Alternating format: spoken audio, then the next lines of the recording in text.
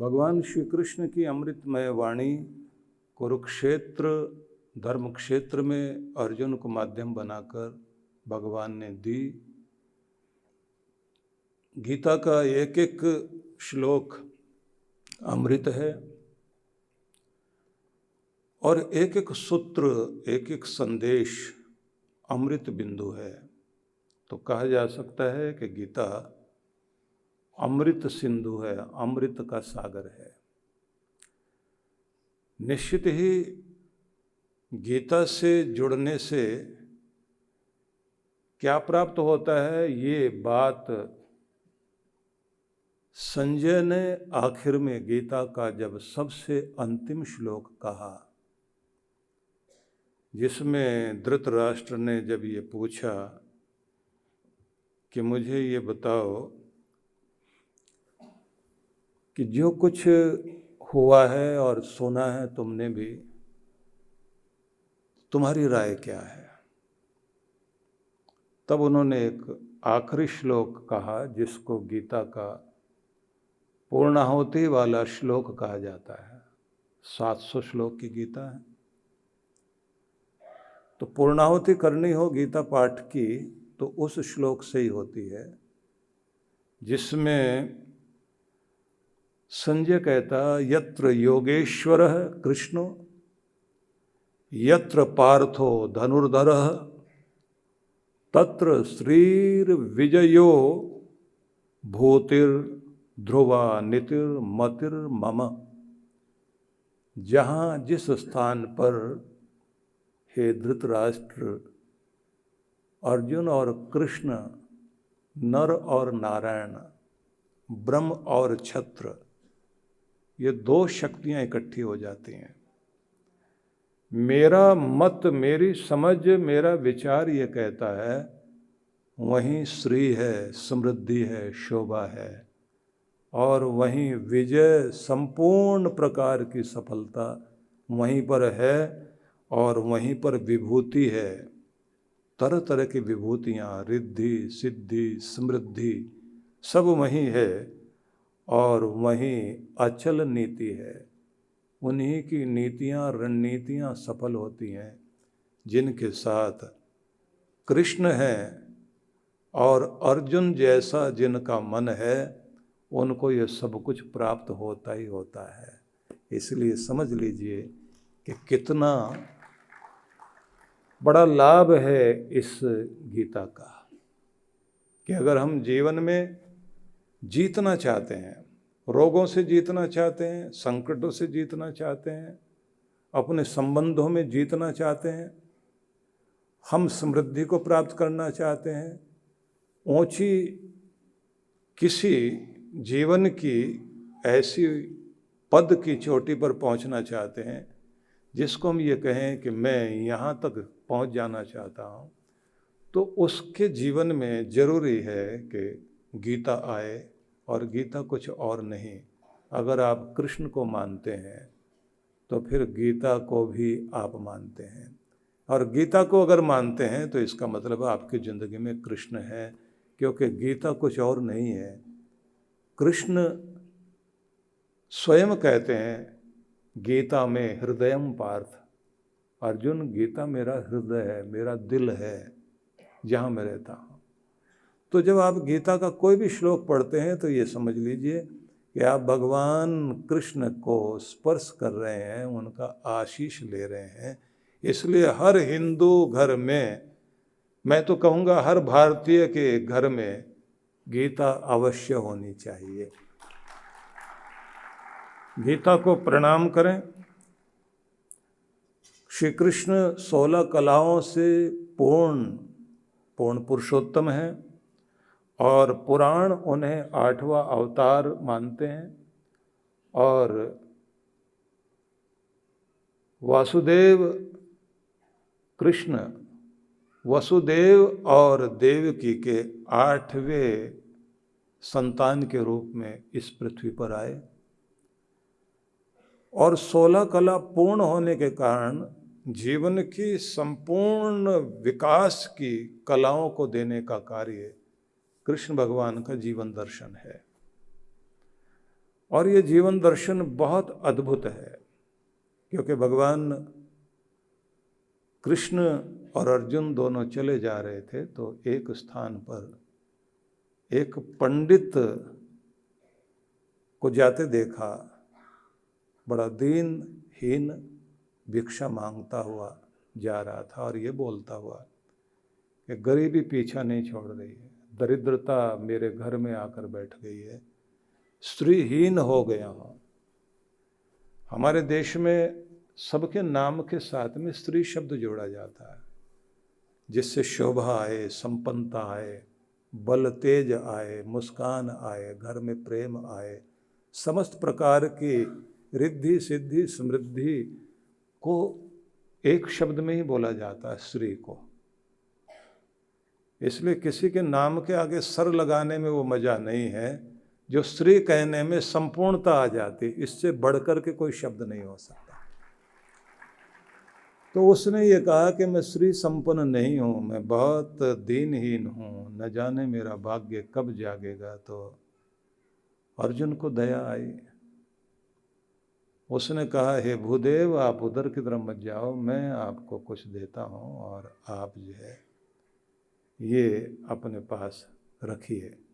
और उन्होंने कुछ स्वर्ण मुद्राएं उठा करके पकड़ाई। कृष्ण भगवान देखकर मुस्करा रहे थे।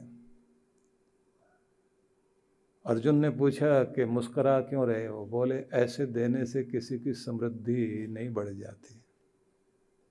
फिर कैसे बढ़ती है? बोले ये समझने का विषय होता है, पर चलिए आपने दिया। बोले मैं इसका भाग्य बदल के छोड़ूंगा, मैंने दिया है तो जरूर कुछ न कुछ बात तो बनेगी बनेगी।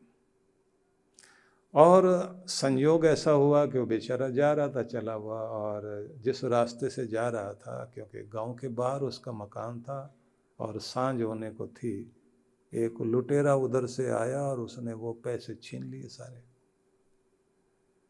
घर में ये रोता पीटता हुआ गया। दिन बड़ा खराब हो गया, बहुत अच्छा दिन दिखाई देता था।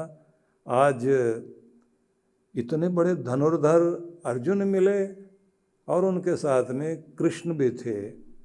उन्होंने तो कुछ दिया नहीं, अर्जुन ने दिया, और इतना दिया था मुझे लग रहा था अब मेरे जीवन में समृद्धि आ गई। क्योंकि किसी के जीवन में ऐसा संयोग हो जाए, कोई अच्छा आदमी मिल जाए तो बड़ी बात बन जाती है। एक अच्छे आदमी का दर्शन हुआ।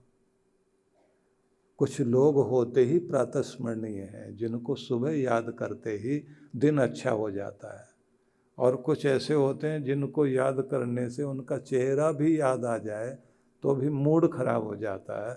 बोले मुझे तो प्रातः स्मरणीय अर्जुन मिले और समृद्धि दी, पर देखो दुर्भाग्य कि मेरे दुर्भाग्य ने वो पैसे मेरे पास रहने नहीं दिए। एक लुटेरा छीन के ले गया और उसने हथियार के बल पर सब छीन लिया। अब भगवान करे अर्जुन फिर मिल जाए मुझे, अब की बार मिल जाए तो मेरा भाग्य बन जाए।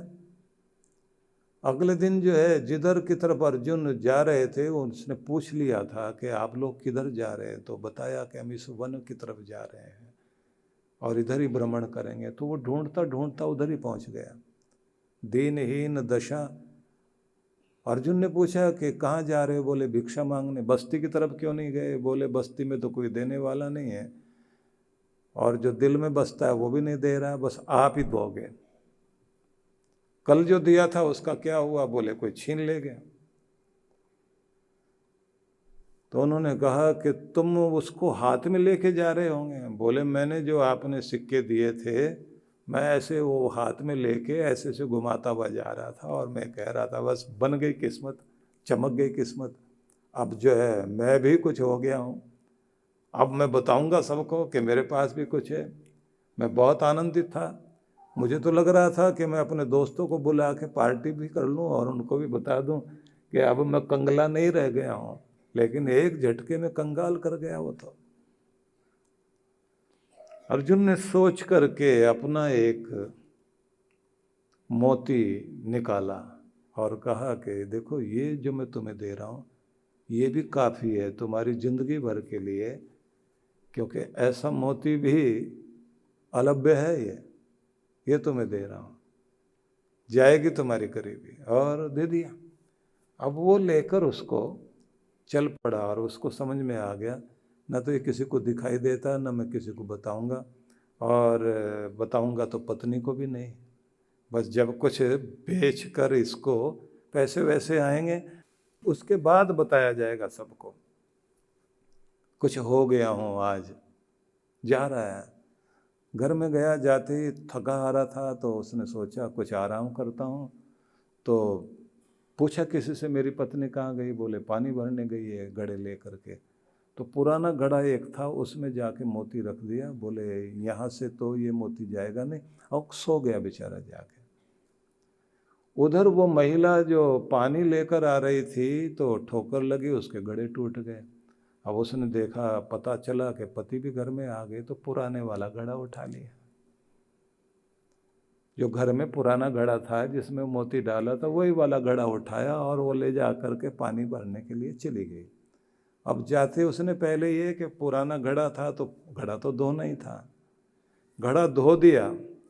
धोया तो उसमें जो कुछ था वो तो गिर गया, उसको क्या पता यहाँ क्या होगा, गरीब के घर में कौन सा मोती आने वाला है, ये तो मिट्टी विट्टी कुछ रही होगी। धो करके पानी जो है उसी नदी में डाल दिया। अब नदी में जैसे डाल दिया, घड़ा भर के वापिस आ गई। पति को जगाया, मुँह हाथ धो, कुछ खा पी लो। और उसने आते ही कहा कि बड़ा नुकसान हो गया, मेरा घड़ा टूट गया था और पुराने घड़े में ही पानी भर के लाए हो। सुनते उसने माथा पीट लिया, बोले उसमें जो मोती था उसका क्या हुआ? बोले कौन सा मोती, मैंने तो धो दिया था घड़ा। अब इसने माथा पीटा और कहा कि कोई भी हमें कुछ दे दे, किस्मत में है नहीं। बहुत दुखी, बहुत परेशान, सारी रात सोए नहीं दोनों बेचारे। बस मन मन में याद करते हैं, हे गोविंद हे गोविंद, कुछ और नहीं तो कम से कम वो बुद्धि दे दो जिस बुद्धि से समृद्धि आती है। क्योंकि जहाँ सुमति तहाँ संपत्ति, गोस्वामी तुलसीदास बाबा ने बोला है ना, जहाँ सुमति तहाँ संपत्ति नाना, और जहाँ कुमति तहाँ विपदि निधाना। विपत्तियों का ढेर लग जाता है वहाँ जहाँ कुमति होती है। तो अगले दिन इस बेचारे ने सोचा अब किससे क्या मांगना, ना कृष्ण ढूंढना ना अर्जुन ढूंढना। बस्ती में से जा रहा था मांगता हुआ, कोई दे कुछ भला करे, भगवान हमें कुछ दे तो हम भी किसी का भला करें। किसी को क्या प्रदर्शन करना। और उधर से कृष्ण भगवान और अर्जुन रथ में बैठे जा रहे थे, दुनिया तमाशा देख रही, प्रणाम कर रही है। इधर जो है आंसू बहाता हुआ ये बेचारा खड़ा उनको हाथ जोड़ रहा था वहीं से। अर्जुन ने पूछा प्रसन्न नहीं हो? बोले बस महाराज आपके दर्शन हो गए, प्रसन्न तो क्या होना, जो कुछ आपने दिया था हाथ में आए नहीं। क्या हुआ? बोले वो तो नदी में गया। अर्जुन ने कहा हमारी कृपा तो हुई नहीं है, इनकी हो जाए तो हो जाए। अब इसने कृष्ण भगवान की तरफ हाथ जोड़े और कहा महाराज मांगता कुछ नहीं हो, बस आशीर्वाद दो, बुद्धि सुबुद्धि रहे, मेरे हाथ से भी सत्कर्म हो। इतना सोचा था और मन में आया कि शायद कृष्ण भगवान कुछ देंगे, और कृष्ण भगवान ने बुलाया उसको और मुट्ठी में कुछ लेके दिया। इसने भी पकड़ लिया उसको और भीड़ से अलग ले जाके देखा तो समझ लीजिए 2 पैसे वो पकड़ा दिए। अब माथा पीट लिया इसने, इतने बड़े द्वारकाधीश, अब दिए तो 2 पैसे। पर चलिए जो दिया इसका आएगा तो कुछ भी नहीं। उस समय के 2 पैसे मतलब 2 टका कह लीजिए, या किसी समय कौड़ी चलती थी, टूटी कौड़ी, वो भी बिकती थी, उसकी भी वैल्यू होती थी। तो उन्होंने जो कुछ दिया होगा आज की तारीख में ऐसे समझ लीजिए जैसे 2 पैसे की कोई वैल्यू नहीं, ऐसे कुछ दे दिया। अब वो 2 पैसे दिए तो अब ये लेके जा रहा था, इसने देखा कि एक मछुआरा जाल में मछलियां बांधे आ रहा है। उसमें एक बड़ी प्यारी सी रंग बिरंगी सी मछली फड़फड़ा रही है। इसको दया आ गई। बोले कितने की मछली? बोले 1 पैसे की। बोले ये दूसरी वाली? बोले ये भी 1 पैसे की है, 1 पैसे की है। बोले तो एक काम करो, ये लो 2 पैसे, इनकी जान बच जाए, जाओ जा करके पानी में मैं छोड़ाओ। पंजाब के बरनाला में परम पूज्य सद्गुरुदेव श्री सुधांशु जी महाराज के पावन सानिध्य में विराट भक्ति सत्संग कार्यक्रम का आयोजन होने जा रहा है। कार्यक्रम की रूपरेखा दिनांक 27 से 30 नवंबर 2025।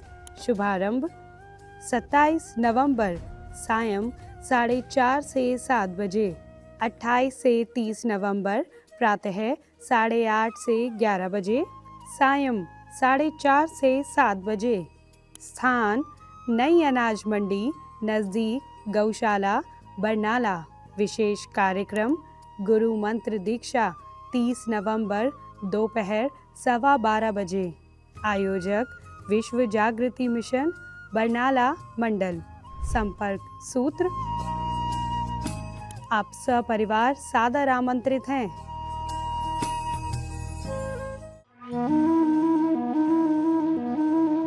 प्रत्येक वर्ष मार्गशीर्ष माह की शुक्ल पक्ष की एकादशी को गीता जयंती मनाई जाती है। इस दिन भगवान श्री कृष्ण ने अपने मुखारविंद से इस सृष्टि के कल्याण के लिए गीता के उपदेश दिए थे। गीता जयंती महोत्सव हमारे देश में बड़े ही हर्षोल्लास से मनाया जाता है। प्रत्येक वर्ष की तरह इस वर्ष भी परम पूज्य सद्गुरुदेव श्री सुधांशु जी महाराज एवं डॉक्टर अर्चिका दीदी जी के सानिध्य में विश्व जागृति मिशन 1 दिसंबर 2025 को कार्यक्रम आयोजित करने जा रहा है। कार्यक्रम की रूपरेखा। समय प्रातः 10 बजे। स्थान आनंदधाम आश्रम बकरवाला नई दिल्ली। आयोजक विश्व जागृति मिशन। संपर्क सूत्र। आप सपरिवार सादर आमंत्रित हैं।